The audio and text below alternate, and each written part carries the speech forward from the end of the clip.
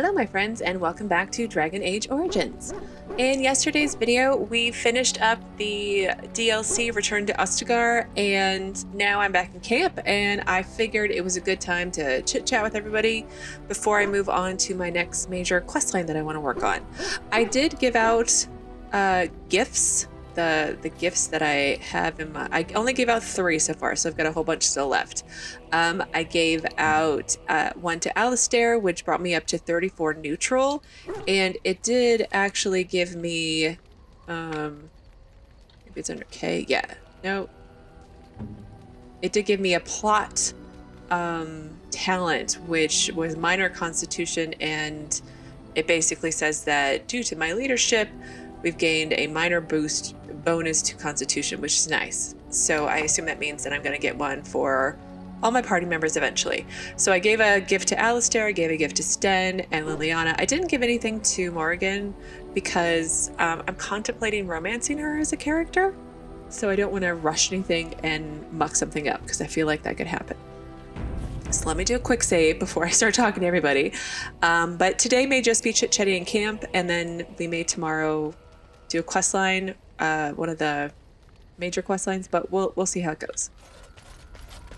So let's speak to Alistair. Something on your mind? I have some questions. Of course. So I'm going to ask, can I be a Templar yet? Sure, I could. I could even teach Yes! you, I suppose. Anyone who's been trained as a warrior. Yes! I guess if I'm going to give up Chantry secrets, I may as well go all the way. Send whoever you want trained to me in camp, and I'll see what I can do. Yay! Oh, new codex entry for Templar and specialization for Templar. I think I want to do Templar for my warrior because mages are hard to kill, so... Okay, well, there were other questions. Something on your mind? Yes. Of course. Okay, so I'm back to continue the conversation with Alistair. I cut off a lot of me checking things because it seems ridiculous. So first question I have that is new is, if you were raised in the Chantry, have you never... Never what? Had a good pair of shoes? had sex? Oh, so that's what we're talking about. Well, if you really want to know, you tell me first.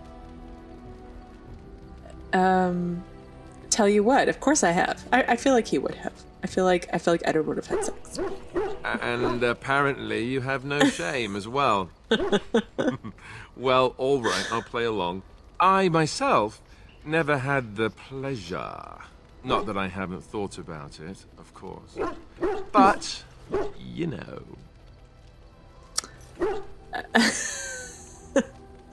You like... Oh, these are so mean.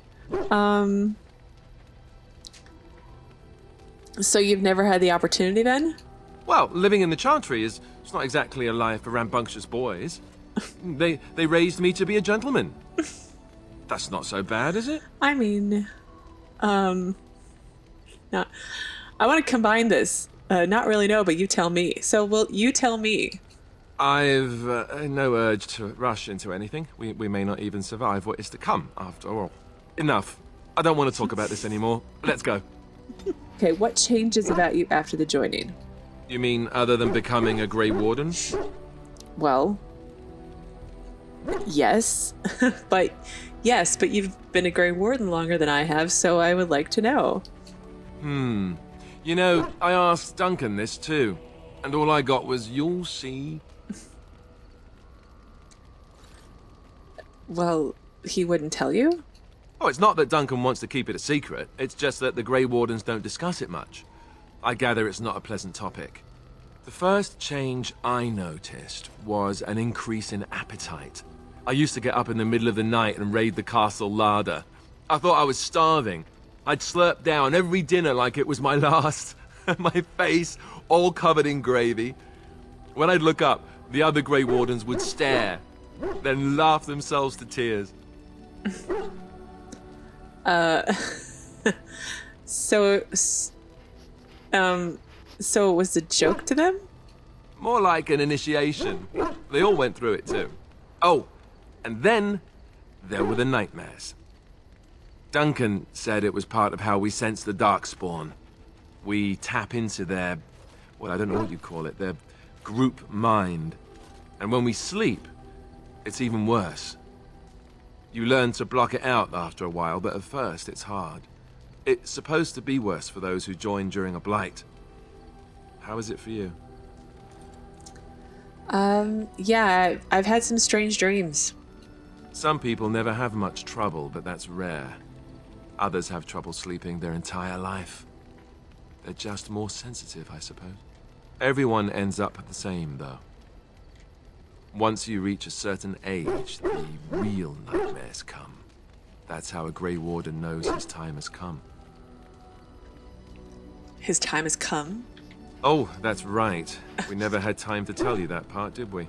Well, in addition to all the other wonderful things about being a Grey Warden, you don't need to worry about dying from old age. You've got 30 years to live, give or take. The taint, it's a death sentence. Ultimately, your body won't be able to take it. When the time comes, most Grey Wardens go to Orzammar and die in battle rather than waiting. It's tradition. Why Orzammar? You'll always find Darkspawn down where the dwarves are. The oldest Grey Wardens head to the deep roads for one last glorious battle. Not that there's a shortage of Darkspawn during a blight, but that's the tradition. The dwarves respect us for it. And you wondered why we kept the joining a secret from the new recruits. And there you have it. Well, it does seem a rather high price to pay. I suppose it is.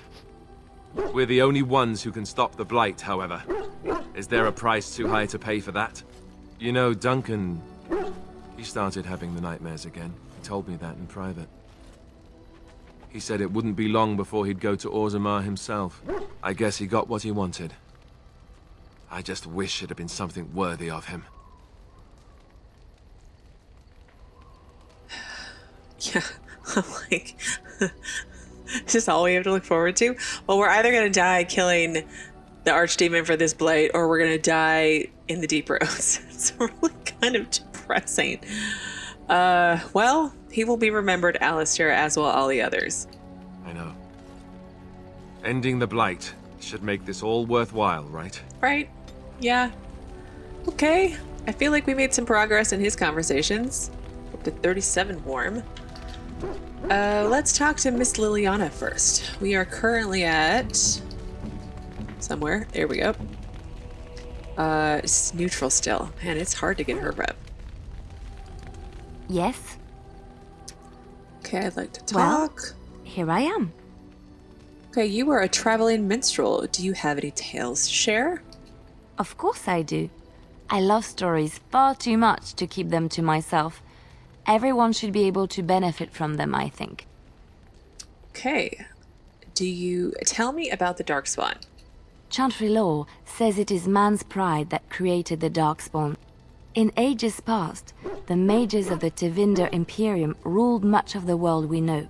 In their pride, they thought their magics invincible and imagined that they were greater than the Maker himself. So thinking, they invaded his golden city, planning to take it for themselves and depose their own creator. But they were impure and full of sin. And it is with the sin that they tainted the golden city, corrupting it forever. The Maker cursed them and cast them from his sight. Wherever they went, they spread the taint of their sin. Any land that was touched by the taint became blighted and would suffer no life. Instead, the Darkspawn arose to torment us and remind us of our hubris. Okay. I feel like I keep hearing the same story over and over again between the Codex entries and everybody else. But it's good to get multiple opinions, I suppose. Okay, do you know of any stories from Orlais? Of course, Orlesians enjoy telling stories. I shall tell you my favorite tale of Aveline, the Knight of Orlais. Oh, that sounds interesting. A long time ago, a girl child was born to a farmer. He had hoped for a son, not a daughter, and so he told his wife to abandon the child in the woods. Before the cold could claim her, The baby was found by a tribe of Dalish elves who took pity on the poor mewling thing and raised her as their own. Aveline, for that is what they called her, grew strong and quick and clever under the guidance of the elves. She learned to wield the sword as well as any man, could kill a deer with an arrow at 100 paces, and was as graceful on the back of a horse as she was on foot.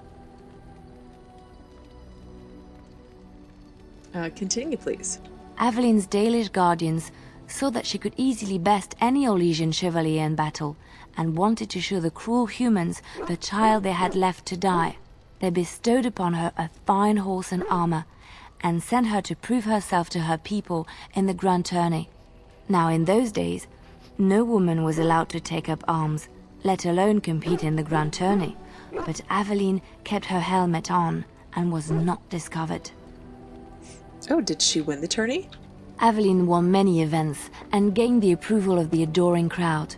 Eventually, she came face to face with the knight Kaleva in the grand melee.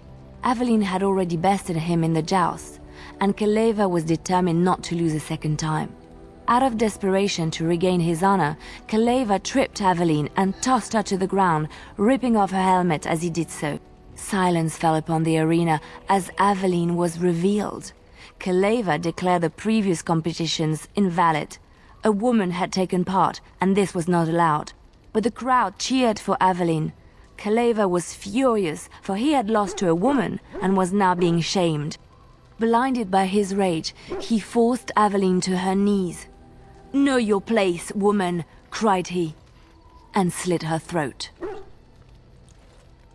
Ugh. That's pretty terrible.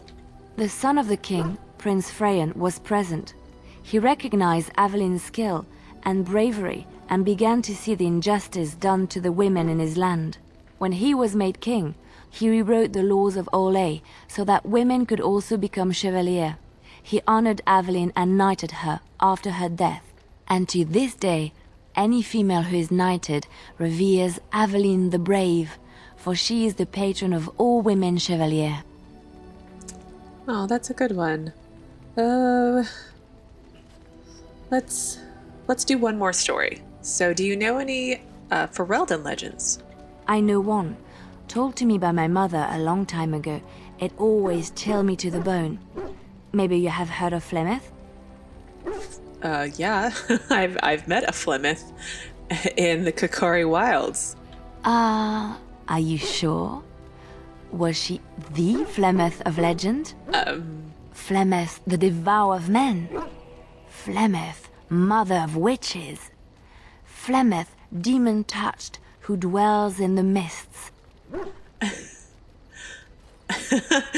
She didn't really introduce herself that way, so I don't know. Ferelden mothers scare their daughters with talk of Flemeth. They say that if you're bad, Flemeth will spirit you away and bind you to her forever. They also say that Flemeth mourns her lost beauty and will steal yours through your looking glass if she catches you. Can you tell me the whole story? Flemeth's beauty was known throughout the land. She had hair like unto a moonless night, skin as pale as winter's first snow, and eyes as beautiful and perilous as the sea. When she came of age, she came to the attention of the Lord of Highever, Conobar, and he took her for his wife. Conobar soon learned that his young bride had the gift of magic. He kept this a secret, for he feared that she would be taken from him. Flemeth stayed with Conobar for some years, and with his blessing, she practiced her art. And then one day, a young poet named Osen came to the castle. Flemeth was captivated by Osen's voice, and he by her beauty, and they fell in love. Ooh, the plot thickens. Flemeth longed to be with her true love, and she and Osen fled from Conobar's lands, seeking refuge in the Kakari wilds with the Chasing tribes. They lived there happily for many a year, till the day Flemeth received news that Conobar was dying and longed to see her face one last time. Flemeth's heart swelled with pity for the man who once was her husband, and begged Osen to return to Conobar's side with her. But when Flemeth and Osen entered Highever, they were captured by Conobar's men, and Osen was slain in front of Flemeth's eyes. Flemeth was imprisoned in the highest tower of the castle, there to await Conobar's judgment on her. Distraught at the loss of her love, Flemeth plotted revenge against her husband. She summoned a fey demon, intending for it to wreak vengeance on Conobar. But a spell went awry. The demon possessed Flemeth. Turning her into an abomination, the halls of the castle ran red with blood as Flemeth slaughtered Conobar and all his men. The last of Flemeth's humanity melted away, and at dawn, she stole back to the wilds to plot and scheme for 100 years. They say she took to her side many chastened men, and with their help, begat her daughter witches, who even now prowl the dark places of the Kokari wilds. Well, that was lovely. So, okay. Thank you for the stories, Leliana, but we're gonna move on now. I need to go talk. Two? I got 2 out of that? Okay, well, now we're gonna go talk to Sten. Yes. What were you doing in that cage, Sten? Sitting, as you observed. Haha, very, very, very funny. Thank you. Okay. Are you going to answer my question? I did. Parshera, was there anything else? Apparently not. I have a question for you. I am hardly surprised.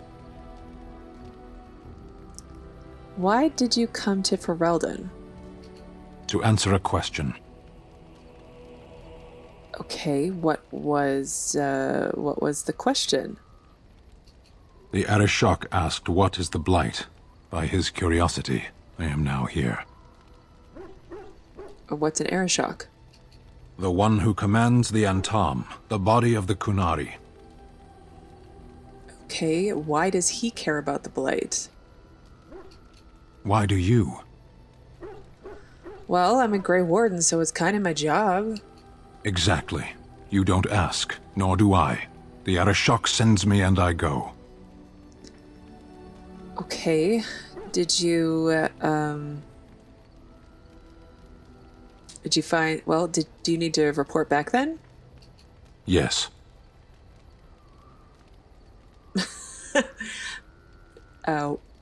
When are you going to do that? Never. I cannot go home. Okay, well, I don't think he's going to answer, so you can stay with us. Thank you. Can we move on? We keep the Darkspawn waiting. Okay, let me see if we can do something else. I wanted to discuss something you mentioned. Speak then. Okay, I guess that's it. Then I suggest we move on. All right, let's go. Oh. I see. And why do you think no, this? I didn't mean to do that. Ugh, never mind. Forget I said anything. It's a wonder why you even speak sometimes. Oh, no. As you wish. Oh, wow. I got a lot of approval even with my muck-up. 26 approval. We are now officially at 40 warm with... so that's going to be a Sten Codex update, I imagine. And the skill acquired was minor strength. Nice. And I was right. Sten update. Okay, there was a question over here with Bodahn I wanted to ask him, too. If there's anything I can do for you, please tell me. Okay. So, yes, here you go. So what's your story exactly? Well, if you're really interested, I suppose it wouldn't hurt to tell you. I am originally from Orzammar, the famed dwarven city that lies beneath the stately Frostback Mountains. I was a merchant there, too. Merchant caste. These things are in the blood, you know. You can't just leave them behind. I ran a fairly successful business. Rare artifacts, you know. Old things, grand things. The nobles loved them. Reminded them of the lost glory days, I suppose. Lost glory? Our kingdoms once spanned the length of Thados, from majestic Orzammar to Kal Sharok to glittering Darmalin far to the west. They say the gold and silver veins ran so thick through the stone of Darmalin that the entire city sparkled. The Darkspawn took it all, of course. One by one, the old Tigers fell, and then all that was left was Orzammar. But we were talking about how I ended up here, weren't we? One day, a noble woman came to my stall. She looked around for a bit and then started shrieking in dismay. Apparently, she believed that a pair of braces I had for sale once belonged to her brother. He'd been lost in a cave-in, you see, while on an expedition to clear out the Darkspawn from one of the tunnels running close to the city. They were made specially for him. They're unique, she shrieked. He stole them from my poor brother's corpse. She had me arrested on the spot, of course. Nobles, they're touchy like that. Well, did you steal them? Well, I didn't steal them. You see, I'd been paying these castless thugs to venture out into the deep roads for me. The lost tigers, they're full of things that people left behind. Sometimes you can find a treasure, something worth a little gold. But, well, I guess it is better to do something with them to leave them to rot. It does seem kind of silly to just leave them.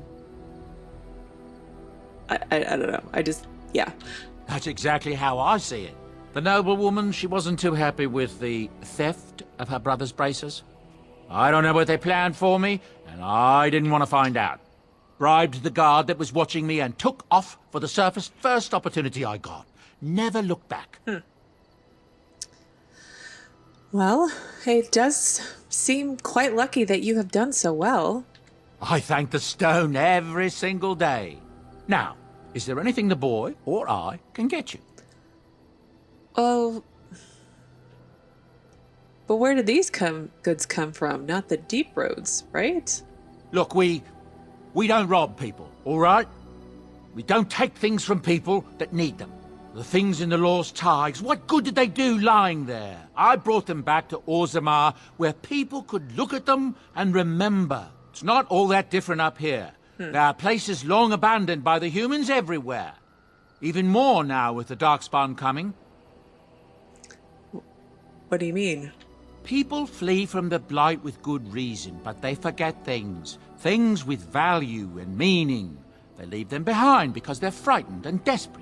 And sometimes, my boy and I, we find our way to these places before the Horde descends, and we save these things. I take them away so the Darkspawn don't get them.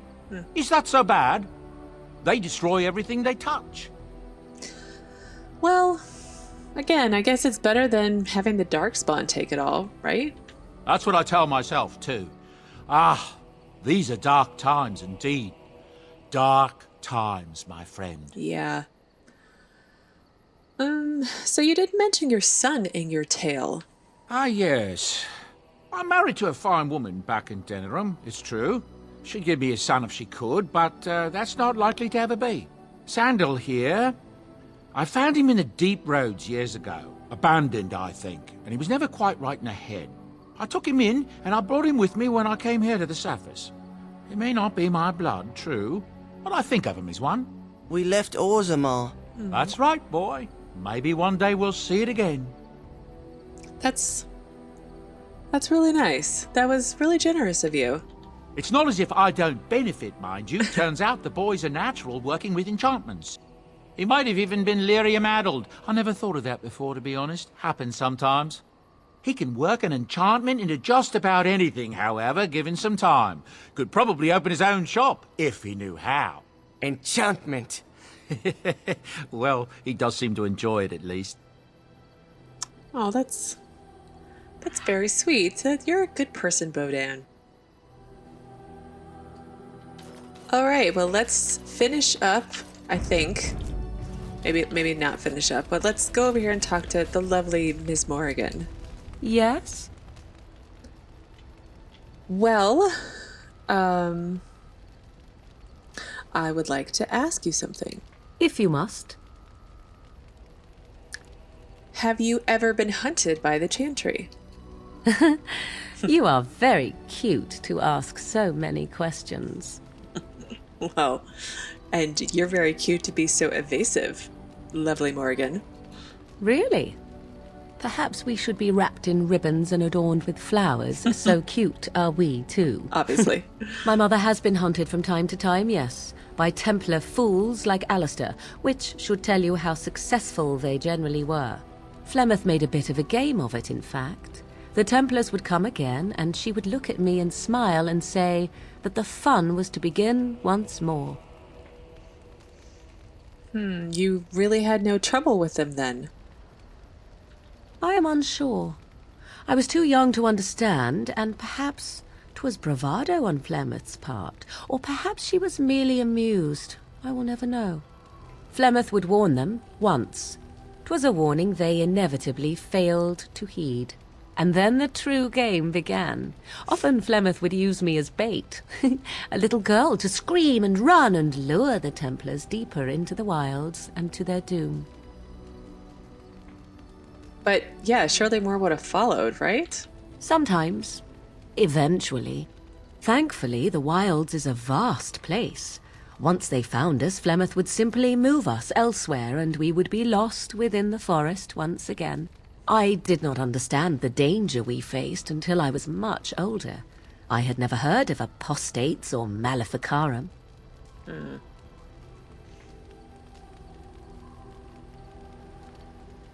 Do you still think it was fun? I think that my mother made it fun so that a child did not learn to fear. And I think that it was necessary. There are no trials for apostates, no prisons, no mercy. There are only absolutes, so only survival matters. If the wilds have taught me anything, 'tis this. First, you must survive. Do you disagree? No, I don't disagree, so you're probably right. An enlightened view, or at least an agreeable one. Enough of this talk. Let us return to the task at hand. +4? Yes? If you must. Okay, is Flemeth what she really seems to be? Well, that depends, does it not? What does she seem to be? Well, she does seem to be a nutty old bat. Sometimes I do wonder the very same thing. Tell me, how much do you know of the tale? The one that the chastened still tell of my mother, to frighten them into obedience. Well, Leliana just told me about it, so... You know, I'm more interested in the truth than some story. I can relay what Flemeth once told me herself, and you can decide whether or not 'tis the truth, if you desire. Yeah, that sounds like a good idea. As the tale is sung by the bards, there was a time when Flemeth was young and beautiful, a fair lass in a land of barbarian men, the desire of any who saw her. Not true, then? No, quite true, but this part only. The tales say that Flemeth fell in love with Osen the bard, and fled the castle of her husband, the dread Lord Conabar, and that he swore vengeance for her infidelity. In truth, my mother claims that 'twas Osen who was her husband, and Conabar the jealous lord who looked on from afar. Lord Conabar approached young Osen and offered him wealth and power in exchange for his lovely wife, and Osen agreed. Really? So he sold his wife to another man? The life of a bard is a poor one, But still. and love fades in the wake of hunger. 'Twas Flemeth who suggested the arrangement. All would have been well had Lord Conabar kept his end of the bargain. But he was a foul man who bargained with coin he did not possess. Osen was led off to a field and slain, left for dead. Flemeth spoke to the spirits and learned of the deed, and swore revenge. Yeah, spoke to spirits or demons? Spirits first, and 'twas they who slew Conobar. Flemeth did not turn to the demon until much later. Lord Conobar's allies chased Flemeth, you see. Chased her to the wilds, and there she hid. There she found the demon, and he made her strong.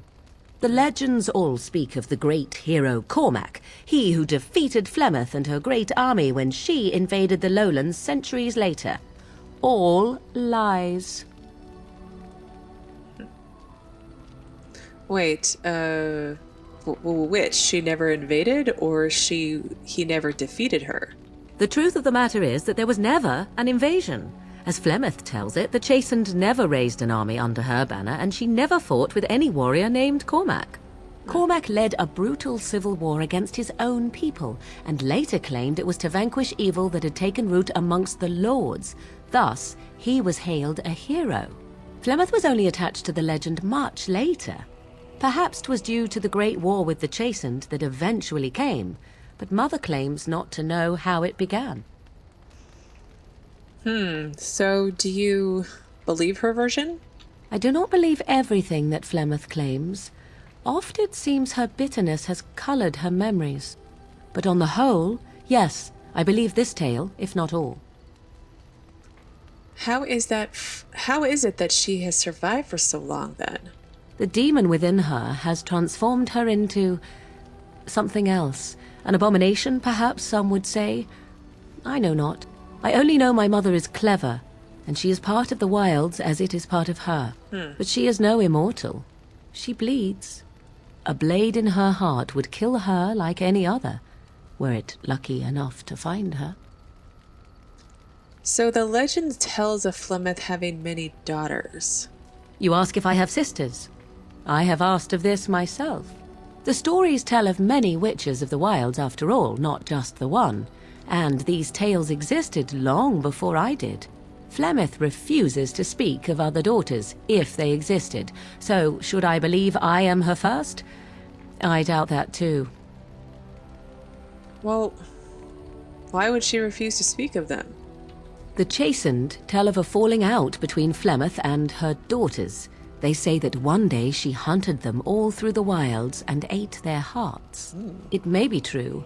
I have never seen another witch or heard of one. Perhaps one day Flemeth will eat my heart as well. And you're so casual about it. Okay, aren't abominations usually insane horrors? How often is this usually? Always? If not always, then when is it not true? There are more things in this world and the next than you or I could ever hope to understand. What Flemeth became is a mystery. I suspect, even to her. It all sounds like hogwash. No, that was an interesting story. Thank you very much. Flemeth tells it with far more embellishment than I. Of course she but does. You are welcome. Dare I ask of your own mother? Few are abominations of legend, 'tis true, but I find myself curious nevertheless. Oh, well, my mom just died recently, actually. Ah, then you have my sympathies for what it is worth. Which is very little, I am certain. It matters not. Let us move on. Oh, yay! I am up to interested, plus 30. I got a codex update for Morrigan. And then we have the critical skill of minor magic. Great. Well, let's go talk to our dog and then see if he has anything. Not that he's going to say anything, but let's just see. He cocks his head at me. All right, I'll pet him. I guess that's it. My approval with Alfred is already at 100%, so not much left to do there. Okay, well, that is where I'm going to actually end today's episode. Thank you again so much for watching, and I will see you again tomorrow with another new Dragon Age Origins video.